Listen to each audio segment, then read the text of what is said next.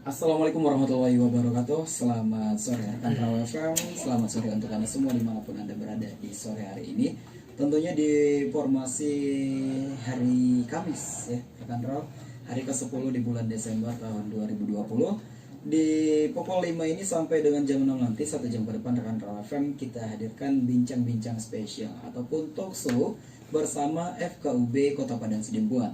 Yang mana kita kenal FKUB ini adalah Forum Kerukunan Umat Beragama di Kota Padang Sidempuan. Dan di studio Raw FM sudah hadir dua ustadz kami yang akan membantu kita ataupun memberikan pemaparan dari materi kita selaku narasumber. Langsung saja kita sapa dulu. Ada Al-Ustadz Haji Yasir Arafat Nasution LCMA. Assalamualaikum Ustadz. Waalaikumsalam. Waalaikumsalam warahmatullahi wabarakatuh. Dan dilanjutkan ada Al-Ustadz Asroya Sibuan. Assalamualaikum Ustadz. Waalaikumsalam warahmatullahi Yang kedua wabarakatuh. kalinya kita ketemu lagi ya Ustadz ya.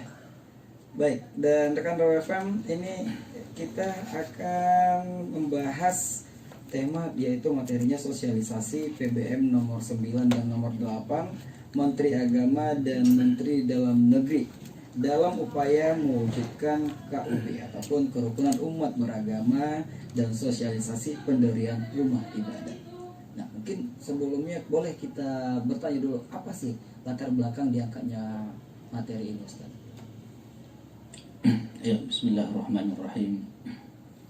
Rabbi shrah li sadri wa yassir li amri wahlul 'uqdatam min lisani yafqahu qawli. Allahumma yassir wa la tu'assir. Rabbi amin bil khair. Allahumma amin. Alhamdulillah, kita bersyukur kepada Allah Subhanahu wa taala. Di sore hari yang berbahagia ini kita diberikan Allah kesehatan, kesempatan serta keikhlasan dan kesabaran untuk bisa berjumpa di dalam kesempatan ini dalam acara talk show terkait dengan kerukunan umat beragama. Salawat dan salam kita berbanyak kepada Nabi kita Nabi Muhammad sallallahu alaihi wasallam. Allahumma salli ala Muhammad wa ala ali Muhammad. Ya, rekan Raw yang dirahmati Allah.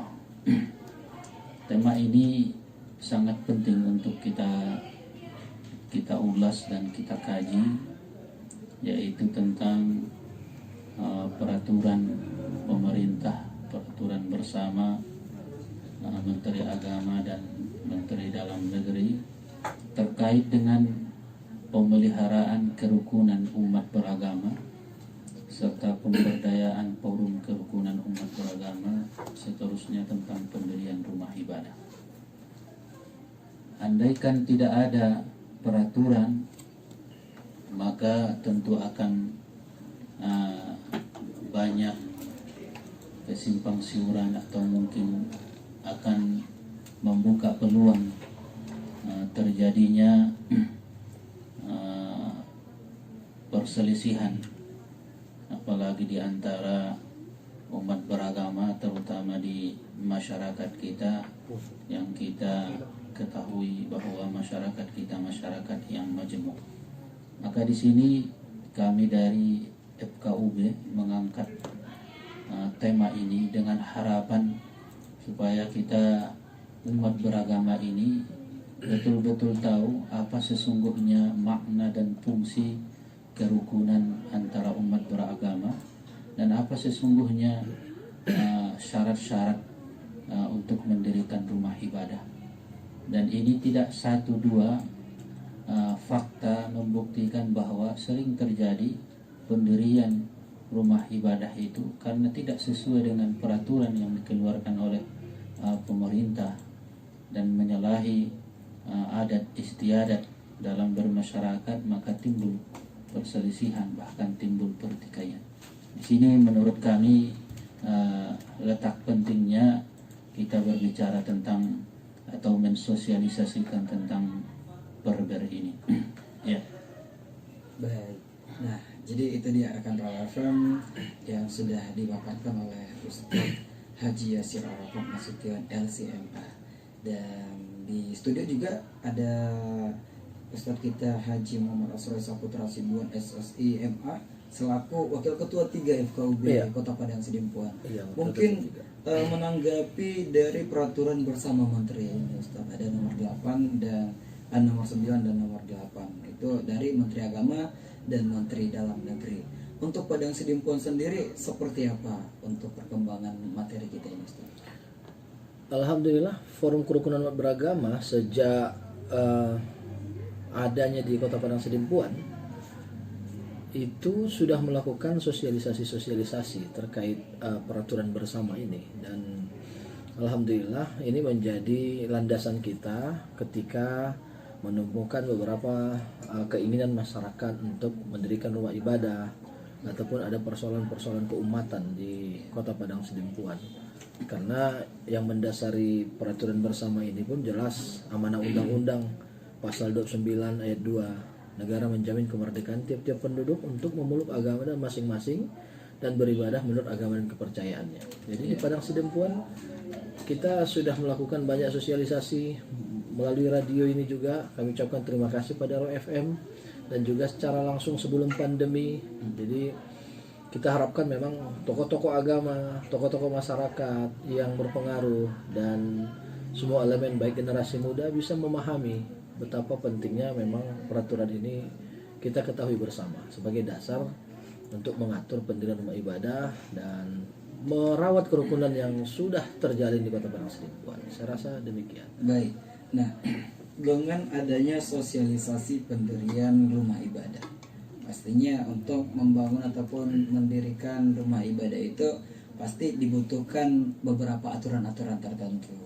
Untuk kita sendiri sebagai Muslim ataupun Islam di Kota Padang Sidempuan, adanya mendirikan rumah ibadah khususnya masjid, membangun masjid di salah satu wilayah, dan tentunya kalau kita dengar tadi adanya beberapa peraturan nomor 9 dan 8. Apakah semua masjid itu harus mematuhi peraturan itu, ataukah ada perbedaan apabila masjid itu dibangun mungkin yang diwakafkan dari keluarga seperti itu?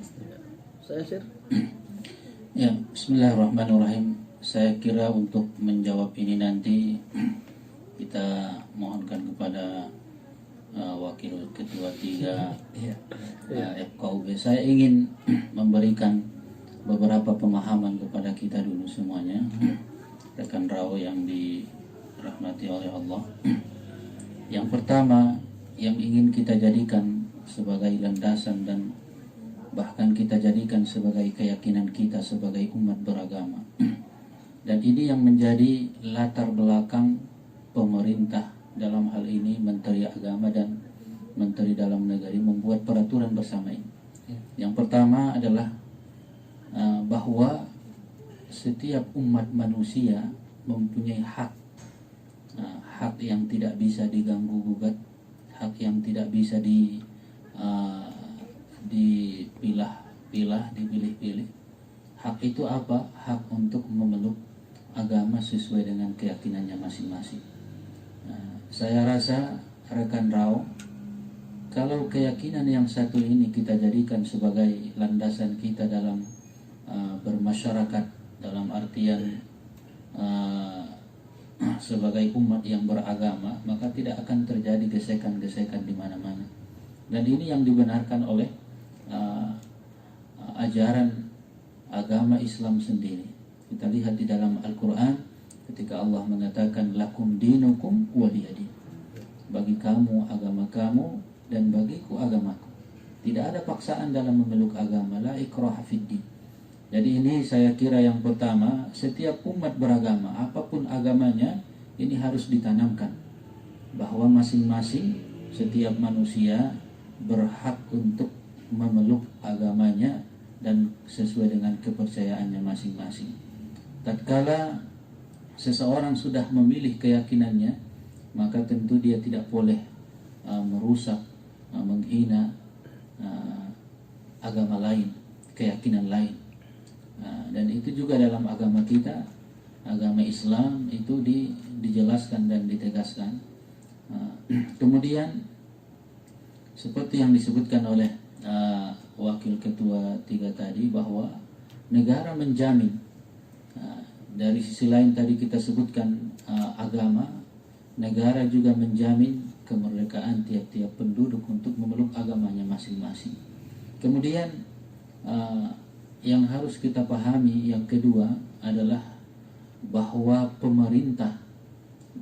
pemimpin berkewajiban melindungi setiap usaha penduduk dalam melaksanakan ajaran agama dan ibadah pemeluk agamanya masing-masing. Jadi setiap pemerintah harus merasa bertanggung jawab untuk melindungi rakyatnya dalam hal menjalankan ibadah mereka sesuai dengan keyakinan mereka masing-masing. Dan itu sebagaimana yang disebutkan oleh Rasul sallallahu alaihi wasallam, kullukum ra'in wa kullu ra'in mas'ulun an ra'iyatihi. Setiap pemimpin itu akan ditanyai oleh Allah nanti. Pemimpin itu tidak hanya mengurusi tentang dunia, tapi dia juga harus pandai mengurusi tentang ruhani, tentang akidah, tentang agama dan ibadah rakyatnya. Dan yang ketiga, bahwa ini juga harus menjadi keyakinan kita bersama bahwa kerukunan antara umat beragama merupakan bagian penting daripada kerukunan kita umat manusia ini. Tidak akan ada kekhusyukan dalam beramal ibadah apapun agamanya kalau tidak ada kerukunan antara umat beragama. Coba kita bayangkan rekan Rao, ketika pemeluk agama yang satu bertikai dengan pemeluk agama yang lain. Misalnya pemeluk agama Islam bertikai dengan pemeluk agama Hindu ataupun Kristen, tidak akan ada ketenangan. Dan itu yang dirasakan oleh saudara-saudara kita di berbagai negara lain. Ini mungkin yang perlu kita pahami bersama, kita jadikan sebagai landasan kita dalam rangka untuk membangun kerukunan umat beragama. Terkait dengan pertanyaan yang disampaikan oleh Adinda tadi, bisa dijawab oleh Bapak Ketua 3 di FKUB. Ya, terima kasih. Ya, kalau tadi pertanyaannya terkait masjid, maka Perber ini kan rumah ibadah. Ini semua berlaku bagi rumah ibadah apa saja, ini berlaku. Dan ada pasal tertentu tersendiri, yakni di pasal 13 sampai dengan pasal 20. Itu akan dijelaskan bagaimana persyaratan pendirian rumah ibadah, apa yang harus mereka penuhi, kemana saja mereka usulkan, mereka uruskan, persyaratan apa saja itu harus dilengkapi. Jadi tidak hanya bagi masjid, bagi rumah ibadah lainnya juga semua ketentuan peraturan perundang-undangan itu berlaku dan harus dipenuhi lah unsur-unsur yang tercantum di dalamnya. Baik. Dan apakah Ustadz sama dengan masjid yang mungkin notabene-nya dibangun oleh pemerintah Sama dengan wakaf gitu tadi ya. wakaf pribadi seperti itu? Sama, namanya masjid. Kalaupun saya mau berwakaf mendirikan masjid, di sana ada tanah saya gitu kan, Iya. ya harus dipenuhi unsur itu. Baik. Jadi tidak hanya masjid yang dibangun oleh pemerintah, siapa saja rumah ibadah apa saja mau dibangunkan itu harus memenuhi. Sebenarnya ini untuk meminimalisir potensi-potensi yang bisa menyebabkan keretakan kerukunan, karena bicara keyakinan ini kan sangat sensitif sekali. Benar. Maka pemerintah bukan mempersulit ya, ini kami pertegas. Hadirnya undang-undang peraturan bersama Menteri Agama Menteri Dalam Negeri nomor 9 dan 8 itu tidak mempersulit pendirian rumah ibadah, tapi lebih kepada membuat semua sejuk. Rumah ibadah kan dibangun untuk membuat kesejukan. Benar. Jangan sampai ada percikan api di tengah jerami kan. Iya. Jadi persepsi ini yang harus kita kikis dari masyarakat. Peraturan ini lebih mengaturkan lagi, lebih membuat soft lagi, lebih membuat bagus lagi semua. Bayangkan kok kita bangun-bangun saja untuk di Perber ini tidak cuma berapa orang pengguna, berapa memberikan izin, bahkan layak tidak gedungnya pun harus dikaji. Jadi semua kolaborasi sama dengan semangat pembentukan peraturan ini dulu. Ini peraturan ini dibentuk dulu, ada kejaksaan, ada Depkumham, ada tokoh-tokoh agama, tokoh-tokoh masyarakat, maka lahirlah peraturan ini. Jadi sama, semua rumah ibadah sama ini berlaku. Dan apakah ada yang membedakan antara izin bangunan dengan bangunan biasa dengan rumah ibadah, Ustaz? Nah, ini menarik. Kalau dia jadi modelnya begini. Kalau dia pendirian rumah ibadah berarti baru. Iya. Ada lagi izin memakai gedung. Ada kan dia nggak ada rumah ibadahnya. Benar. Jadi mereka ingin memakai satu tempat untuk dilakukan tempat ibadah. Biar lebih jelas saya coba sampaikan di sini. Pada pasal 13 sampai dengan pasal 20 itu dijelaskan ketentuan-ketentuannya. Yang pertama di ayat 1, rumah ibadah didasarkan pada keperluan nyata dan sungguh-sungguh berdasarkan komposisi jumlah penduduk. Jangan 3 orang ya di situ mau bangun dia masjid, ya kan? Jadi karena memang punya power atau apa, nggak bisa. Jadi kita harus ada didasarkan pada keperluan nyata dan sungguh-sungguh berdasarkan komposisi jumlah penduduk bagi pelayanan umat beragama yang bersangkutan di wilayah kelurahan desa. Yang kedua, rumah ibadah dimaksud pada ayat 1 dilakukan dengan tetap menjaga kerukunan umat beragama, tidak mengganggu ketentraman dan ketertiban umum serta mematuhi peraturan undang-undang. Walaupun diberikan kebebasan memeluk agama beribadah sesuai dengan keyakinan kepercayaan masing-masing, poin utama yang harus dicermati bisa kita lihat pada ayat 2-nya, yakni dilakukan dengan tetap menjaga kerukunan. Nah, ini kita lihat semangat kerukunannya kuat nggak kalau dibangun gitu kan. Yang ketiga, dalam hal keperluan nyata bagi pelayanan umat beragama di wilayah kelurahan desa sebagaimana dimaksud ayat 1 tidak terpenuhi, pertimbangan komposisi jumlah penduduk digunakan batas wilayah kecamatan atau kabupaten kota. Jadi jika kita melakukan pendirian rumah ibadah di pasal 14 harus memenuhi persyaratan administratif dan persyaratan teknis bangunan gedung. Kalau ini pasti ke perizinan, kelayakan dan lain sebagainya. Yang kedua, selain syarat-syarat tersebut, pendirian rumah ibadah harus memenuhi persyaratan khusus. Pertama, ada daftar nama dan kartu tanda penduduk pengguna rumah ibadah paling sedikit 90 orang, disahkan oleh pejabat setempat sesuai dengan tingkat batas wilayah sebagaimana dimaksud pasal 13 ayat 3. 90 orang, nama, KTP. Ada kemarin di Sidempuan lebih dari 90, 120. Tapi yang punya KTP cuma 10 orang. Ini tetap juga tidak bisa. Apa yang membuktikan dia penduduk setempat? Ini kan dapat memicu keresahan kerukunan. Ada rumah ibadahnya di kelurahan sini, terus dia punya kartu tanda penduduknya kelurahan dari luar dicantumkan. Ini juga akan mampu memunculkan hal-hal yang berpotensi untuk membuat kerukunan itu terkikis.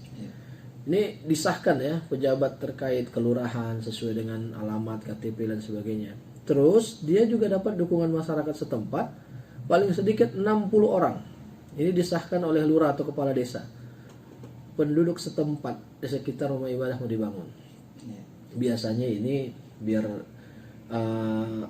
warna kerukunannya dapat diupayakan ya berbeda keyakinan. Buktinya mereka mendukung pendirian rumah ibadah tersebut. 60 orang yang disahkan oleh kepala desa, rekomendasi tertulis kepala kantor Departemen Agama. Setelah itu semua terpenuhi, mereka sampaikan ke Kementerian Agama dan Kementerian Agama meriksa, dia memberikan rekomendasi tertulis, diizinkannya, baru mereka ke kantor FKUB. FKUB juga akan memberikan rekomendasi tertulis. Maka pada ayat 3-nya persyaratan sebagaimana dimaksud pada ayat 2 huruf A terpenuhi, sedangkan persyaratan huruf B yakni dukungan 60 orang belum terpenuhi. Pemerintah daerah berkewajiban memfasilitasi tersedianya lokasi pembangunan rumah ibadah. Jadi inilah maka ada terjadi pinjam tempat dan lain sebagainya. Dan kalau pinjam tempat ini pun harus layak dan ada pengetahuan izin dari pemerintahan setempat. Dan tidak itu saja, namanya pinjam, kok pinjam nggak lama-lama ya? Ada jangka waktu. Oh, itu dia. Jadi ini perlu kita duduk bersama dengan lurah desa. Saya rasa itu untuk apa awalnya?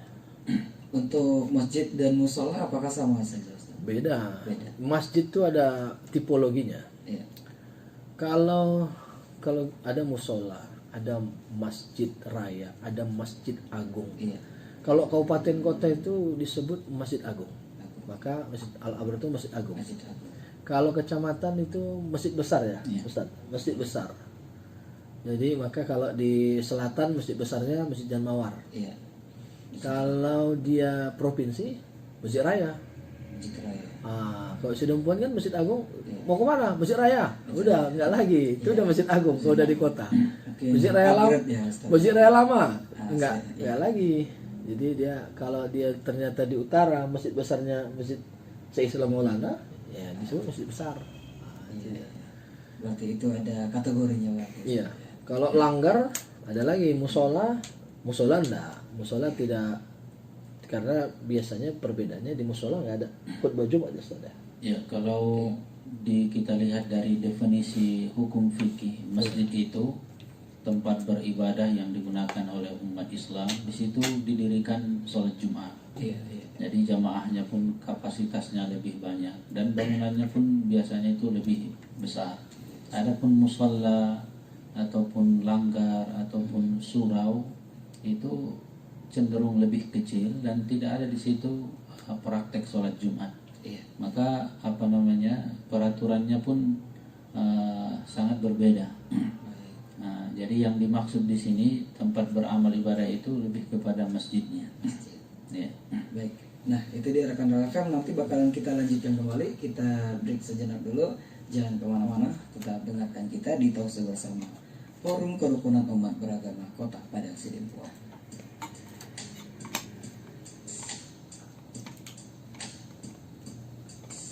Di Talkshow bersama FKUB Kota Padang Sidempuan, Forum Kerukunan Umat Beragama, tentunya masih bersama Ustaz Asroy dan ada Ustaz Asir juga yang masih setia bersama kita di sini. Masih semangat ya Ustaz ya? Semangat. Baik. Dan kita kembali membahas Kota Padang Sidempuan, yang mana kerukunan itu bisa kita pastikan sangat kondusif di Kota Padang Sidempuan, khususnya untuk upaya mewujudkan kerukunan umat beragama dan pendirian rumah ibadah. Untuk Padang Sidempuan sendiri, setiap kategori ataupun pembangunan rumah ibadah, apakah campur tangan dari FKUB baik renovasi juga? Seperti apa upaya ataupun pergerakan dari FKUB akan hal ini, Ustaz? Ya, FKUB ini tidak pernah mau campur tangan. Oke. Ini kan beda nih kan. Iya, benar. Campur tangan Makanya FKUB kan. saya ralat langsung. Iya. Jadi FKUB ya kapasitasnya tetap semangat kerukunan. Ya. Kita akan apresiasi positif semua keinginan untuk mendirikan rumah ibadah. Maka kita sampaikan syarat-syaratnya. Kita bantu memenuhi syarat-syarat Iya. itu. Jadi semangatnya di sana. Kalau kita mau renovasi, kita mau perbesar misalnya kan, ya sepanjang dia sudah punya izin-izin terkait, baik dia bangunan, baik lain-lain. Kalau sebenarnya kan izin awalnya dia sudah, rumah ibadah itu sudah ada izinnya. Iya. Dia mau renovasi, dia mau dibangun, ya udah berjalan aja. Orang rumah ibadah itu sudah punya izin. Cuma dia akan dapat kajian tersendiri terkait dengan IMB-nya, konstruksi bangunannya. Jangan nanti malah bisa karena besar, karena ini bisa mengganggu kiri kanan, ada batas yang diambil belum selesai, belum tuntas, itu kan jadi persoalan baru ya. Benar. Tidak kita campuri lah, cuma frame-nya tetap kita berikan, rambu-rambunya tetap kita sampaikan.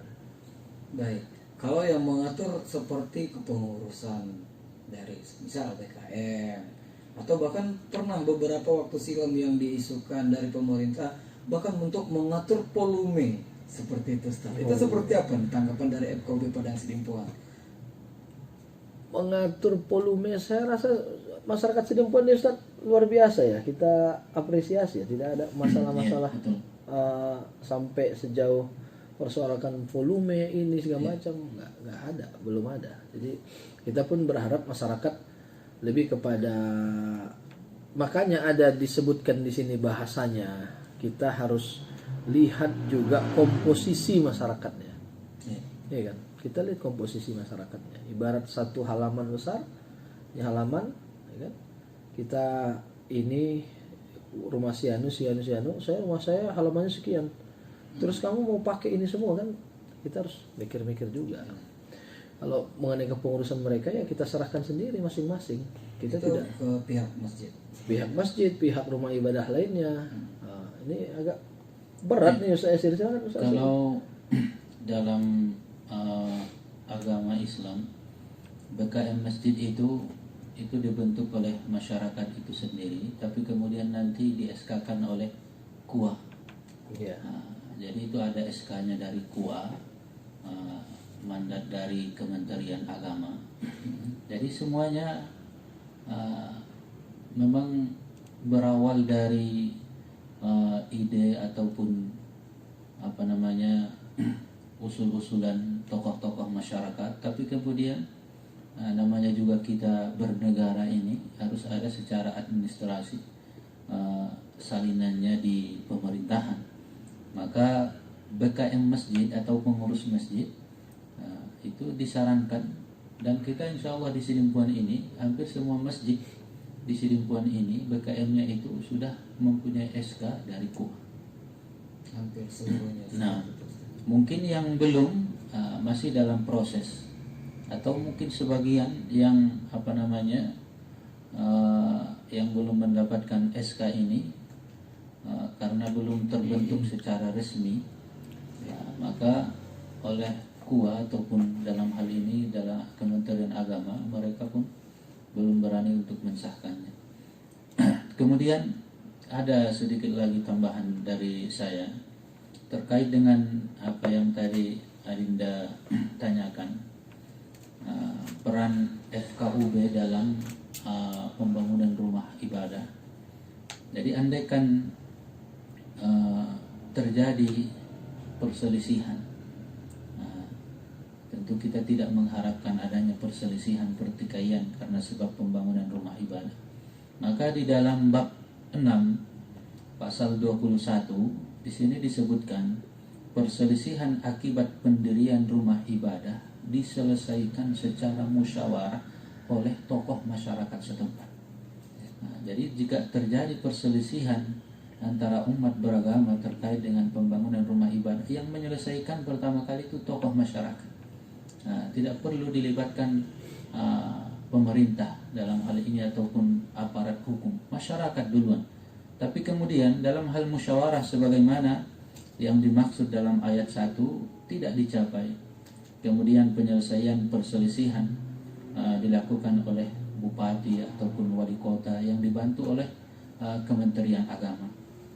Lalu dalam hal ini juga bupati ataupun wali kota bersama dengan Departemen Kementerian Agama juga harus mempertimbangkan pendapat atau saran FKUB. Jadi di sini peran FKUB dalam pembangunan rumah ibadah pun FKUB memberikan masukan. Jadi istilahnya meskipun bupati atau wali kota sudah menyetujui, tapi kalau apa kata FKUB bertentangan dengan apa yang disetujui, itu harus dipertimbangkan. Jadi pendapat bupati ataupun wali kota tidak serta-merta langsung dijadikan sebagai acuan, tapi FKUB saran ataupun pendapat FKUB harus dipertimbangkan. Kemudian yang terakhir, dalam hal penyelesaian perselisihan sebagaimana dimaksud dalam ayat 2 tidak tercapai, maka penyelesaian perselisihan dilakukan melalui pengadilan setempat. Jadi ada tahapannya. Ini mungkin yang bisa kami sampaikan. Baik. Terima kasih. Baik, jadi tadi ada disampaikan seluruh pengurus masjid ataupun BKM masjid itu diwajibkan Ustaz untuk memakai SK. Itu disarankan. Disarankan. Dan itu kepentingannya jika kepengurusan BKM ini mempunyai SK dari Kementerian Agama, itu nanti ada bantuan-bantuan mereka bisa dapat. Ada yang bertanggung jawab ya? Ya, ada yang bertanggung jawab kalau dalam hal urusan ada perselisihan nanti. Dalam hal ini kan di dalam perber ini juga ada pembahasan tentang pembiayaan, pendanaan terkait dengan rumah ibadah. Baik, nah jadi cukup jelas sekali rekan Rafem kenapa dianjurkan untuk memiliki SK. Nah, kembali ngomongin tentang rumah ibadah ataupun pembangunan rumah ibadah. Ini saya sedikit tertarik ya, khususnya untuk berdampingan yang namanya toleransi antara umat beragama. Adanya rumah ibadah yang berdampingan, berdekatan. Kalau skala nasional kita tahu Masjid Istiqlal yang berdekatan juga dengan katedral itu. Nah, untuk di Padang Sidempuan juga ada beberapa lokasi. Itu seperti apa peranan FKUB waktu berkunjung ataupun dibangunnya rumah ibadah itu, Ustaz? Sidempuan di mana nih kira-kira nih? Mungkin kalau boleh kita lihat daerah Kampung Losong ada, walaupun hanya beda satu simpang. Iya. Ustaz. Ya inilah indahnya di Sidempuan ini ya kan. Iya. Orang Sidempuan ini nggak perlu diajari kerukunan lagi lah, itulah Iya. kerennya Sidempuan ini ya. Kerukunan sudah menjadi lifestyle Benar. di Padang Sidempuan, macam Rau ini udah Lifestyle. Rau is my lifestyle ya kan, orang Sidempuan. Jadi dalam ya kan nggak ada masalah, dan itu sudah memang dibangun dari dulu. Iya, benar. Jadi ada yang menarik tadi yang disampaikan Ustadz Yasir. Kalau ada semacam, sebenarnya FKU ini tidak dalam konteks memberikan izin, dia memberikan rekomendasi. Benar. Dalam rekomendasi inilah dituangkan beberapa hal yang harus menjadi pertimbangan dari kepala daerah yang diberikan tenggang waktu 90 hari bagi beliau untuk mengkaji pertimbangan-pertimbangan yang diberikan oleh rekomendasi yang diberikan oleh FKUB. Jadi maksud saya tadi jangan sampai dipahami masyarakat, misalnya pemerintah kepala daerah bilang ini bangun di sini, terus kita langsung bangun. Enggak, itu ada proses dari dasar, dari bawah, ada rekomendasi FKUB membenarkan untuk dibangun, maka pemerintah daerah, kepala daerah itu mengkaji selama 90 hari. Baru dia berikan izin lah, boleh dibangun lah, difasilitasi lah. Jadi kira-kira begitu. Kalau berdampingan ya nggak ada masalah. Malah di Sidempuan ini luar biasa kerukunan umat beragama. Sering kita lihat juga mungkin salah satu yang muslim tinggal di daerah mayoritas non muslim, dan di saat berduka meninggal dunia ikut mengantarkannya ke rumah ibadah, ikut mengantarkan disolatkan ke masjid seperti itu. Jadi mungkin pernah nggak dari pihak FKUB itu berkunjung bertemu dengan masyarakat yang mayoritas itu memang berdampingan, bukan hanya di domisili muslim, bukan di domisili mayoritas Kristen, tapi memang betul-betul berdampingan, bahkan mungkin 50-50 seperti itu. Ya sering itu di FKUB itu sendiri kan kita udah representasi dari umat ini. Iya, benar. Dari berbeda, saya misalnya dengan wakil ketua satu ya, Pak Satya Sinaga. Kami ada jadwal makan siang bersama loh itu. Kami ada makan siang kita, yuk. Begitu duduk sama makan siang, udah doa, beliau doa, saya doa, kami makan. Jadi ini indah. Beliau udah representasi dari saudara-saudara kita yang berbeda. Kalau kita berkunjung ke tempat yang katakan dia mayoritas saudara-saudara kita yang Kristiani, ya itu udah hal-hal yang biasa kita lakukan lah. Intinya begini, kadang kita diutus menghadiri acara di kegiatan saudara-saudara kita Kristiani, saudara-saudara kita dari Buddha, yang Muslim kadang diutus ke sana. Kalau konteksnya tidak ibadah, ya semacam kegiatan sosial keagamaan, ya tidak jarang kita ngumpul dan suasananya sangat mencair, sangat rukun, guyup ya bahasanya. Berarti artiannya selagi itu di luar ibadah. Iya, kalau dalam agama Islam Ustaz ya enggak. Ya. Sesuatu yang berkaitan ibadah kita Tidak boleh. Tidak boleh. Tidak boleh. Dan itu harus dianggap sebagai poin kerukunan kan. Iya. Jangan pula nanti ada urusan ibadah umat Islam, aduh dia nggak datang nih, nggak toleran. Nggak boleh dalam agama Islam. Justru di situ hakikat toleransi dalam beragama itu di situ. Ketika kita tidak mencampur adukkan keyakinan kita dengan keyakinan lain. Kita mempunyai keyakinan, jangan campur adukkan keyakinanmu dengan keyakinan agama lain. Di situ sebenarnya hakikat daripada toleransi. Justru kalau kita mencampur adukkan keyakinan kita, dia juga mencampur adukkan keyakinan dia, bahkan kita ingin dia keyakinan dia sama seperti kita, maka di situ hilang nilai-nilai toleransi itu. Itu yang harus didudukkan. Jangan saya datang ya, saya mengucapkan ini ya, masa dia enggak, jangan ya gitu, jangan dimasuki ranah itu. Tidak Kita bisa. FKUB sarankan ranah peribadatan, ranah ini ya kajian fikih ya Ustaz. Macam umat Islam tidak boleh mengucapkan apa Selamat Natal, nggak boleh. Ketika saudara-saudara kita di luar Islam mengucapkan Selamat Hari Idul Fitri, makasih.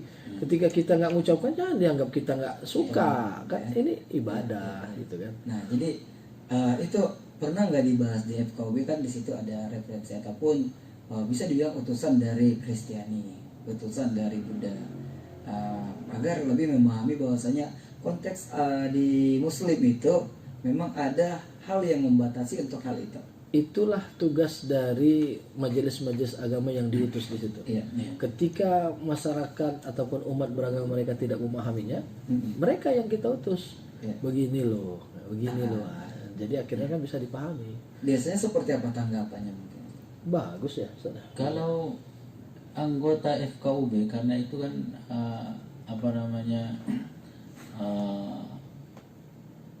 utusan daripada agama-agama yang ada, kita berbicara seperti itu paham mereka. Dan menyadari. Nah, yang masalah itu kan ke bawahnya, ketika dia belum tahu bagaimana sesungguhnya toleransi yang diajarkan dalam setiap agama itu. Kalau dengan kita sama anggota FKUB tidak ada masalah. Nah, dan itulah seperti yang disebutkan Ustaz tadi, tugas kita di FKUB ini, ketika ada di bawah masyarakat yang tidak paham, maka kita kasih tahu bagaimana sesungguhnya. Nah, itu dia rekan Raw FM, cukup jelas sekali, karena ini mungkin di pemikiran awam ini Ustaz, ini sering terjadi. Apa sih, kan cuma omongan, dan bahkan datanglah jawaban yang paling Islam itu, kamu lahir aja untuk membuktikan kaum Islam itu dengan omongan seperti itu, mengucap syahadat begitu. Nah, jadi kadang datang pemikiran yang merasa paling toleran, ya, beranggapan ya kita secara nasional. Jadi saya anggap forum kerukunan ini ataupun FKUB ini adalah forum nasional. Nah, jadi datang artian untuk saling menghargai, untuk saling memberikan besaran hati. Jadi untuk urusan hari besar ya kita belakangkan. Mungkin jalani cara ibadahmu, jalani cara ibadah saya. Jadi tidak terganggu satu sama lain. Itu seperti apa? Jadi saham dari kerukunan itu adalah mayoritas dan minoritas. Itu sahamnya. Banyak orang yang konsentrasi di kerukunan, dia nggak mau bahasa mayoritas minoritas. Kalau sudah mayoritas semua, mana ada lagi bahasa kerukunan? Kalau minoritas semua, mana ada? Jadi mayoritas minoritas ini harus berdampingan. Maka ada kerukunan. Itulah asetnya. Betul. Aset kerukunan adalah asetnya mayoritas minoritas ada di dalamnya. Betul. Jadi kita nggak boleh anti itu. Harus kita terima itu situasi itu. Kalau kita mau kubur aja, masih hari gini masih bahas mayoritas minoritas, nggak rukun, salah. Betul. Kalau nggak ada mayoritas minoritas, nggak ada kerukunan umat beragama. Benar. Ya kan, Saudara? Betul. Jadi itu upaya, salah satu upaya ya menjaga itu. Kalau mau mayoritas semua ini dibubarkan kerukunan umat beragama. Cukup Kan MUI aja. udah selesai itu kan masalah. Jadi ya sahamnya ya mayoritas minoritas itu sahamnya. Mungkin kalau kita lihat di negara-negara yang mayoritas Muslim sampai 99%, kita tidak akan menemukan forum seperti ini. Karena tidak ada apanya, manfaatnya tidak ada. Nah, paling mungkin forum persaudaraan antara sesama kabilah ini dengan kabilah ini. Tapi kalau antara Forum ngopi-ngopi Ustaz ya. Iya. Jangankan agama Ustaz, beda kulit aja jadi masalah. Wah, baru-baru ini kan hangat kan? Benar. Sepak bola itu ya. Mudah-mudahan nggak sampai lah di negeri kita itu. Iya. Jadi sedikit lagi yang ditanyakan Adinda tadi terkait dengan ketika ada yang meninggal di pihak non muslim, ada yang meninggal dengan pihak kami di FKUB itu biasa itu. Jadi kalau ada anggota keluarga yang meninggal dari anggota yang muslim, maka yang lainnya datang. Iya. Nah, berbelasungkawa. Nah, tentu ada batasannya tadi, batasannya selama itu tidak terkait dengan akidah dan keyakinan. Kalau soal akidah dan keyakinan, harga mati. Nah, dan disitulah letak toleransi antara umat beragama itu. Ya, seperti kemarin saja istri dari salah seorang anggota FKUB ya, Iya, kakak iya. kami dari wakil ketua 1, kami hadir di sana lengkap. Saya datang dengan kawan-kawan lengkap dengan pakai lobe, pakai datang. Itu indahnya kerukunan. Begitu juga mereka seperti Iya. itu kita. Saya ditelepon waktu ibu saya meninggal, saudara saya yang Kristen, dia nelfon. Saya tahu bagaimana Ustadz ngurus ibu. Saya juga turut berbelasungkawa. Nah, ini sejuk ya. Iya. Luar biasa. Baik, rekan RFM, begitu juga Ustadz kami yang hadir di studio membahas sosialisasi PBM ataupun peraturan bersama Menteri nomor 9 dan nomor 8, yaitu Menteri Agama dan Menteri Dalam Negeri dalam upaya mewujudkan kerukunan umat beragama dan sosialisasi pendirian rumah ibadah. Ini cukup jelas sekali tadi sudah disampaikan, menambah wawasan kita semua. Namun sebelum kita akhiri kebersamaan ini, mungkin boleh buat Ustadz ada yang ingin disampaikan ataupun kesimpulan dari pembahasan kita sore ini. Kami persilakan. Bagus. Ya, Ustaz. Ya, bismillahirrahmanirrahim. Rekan Raw, para pendengar dimanapun Anda berada, kurang lebih 1 jam kita bersama dalam rangka untuk menjalin ukhuwah, menjalin persaudaraan, kerukunan antara sesama kita umat manusia. Maka di penghujung acara ini ada 2 inti yang ingin kami sampaikan. Yang pertama, bahwa kerukunan antara umat beragama itu adalah merupakan pondasi untuk mendapatkan ketenangan, kedamaian dalam berbangsa dan bernegara, juga dalam menjalankan ibadah kita. Maka mari kita jalin ukhuwah kita jalin persaudaraan antara sama kita. Kemudian yang kedua, terkait dengan pendirian rumah ibadah. Maka agama manapun ketika dia ingin membangun ataupun mendirikan rumah ibadah, maka dia harus melewati tahap-tahap, melewati aturan-aturan, sehingga kalau aturan dijalankan akan jauh yang namanya perselisihan, pertikaian. Fakta membuktikan beberapa rumah ibadah yang didirikan tapi kemudian tidak melalui aturan, pada akhirnya terjadi gesekan-gesekan, dan ini banyak terjadi. Maka disinilah perlunya sekali lagi kita membahas tentang perber ini. Tentu perber ini tidak hanya ini acuan kita dalam hal membangun ataupun mendirikan rumah ibadah. Ada peraturan ataupun undang-undang yang lebih suci dan sakral daripada ini. Mari kita lihat bagaimana Al-Quran, bagaimana hadis-hadis Rasulullah SAW menjelaskan tentang bagaimana membangun rumah ibadah dan tempat-tempat untuk beribadah. Dan kalau saya amati peraturan ini, maka sangat erat hubungannya dengan apa yang ada di dalam Al-Quran dan apa yang ada dalam hadis-hadis Rasul, apa yang dijelaskan oleh para ulama kita. Inilah mungkin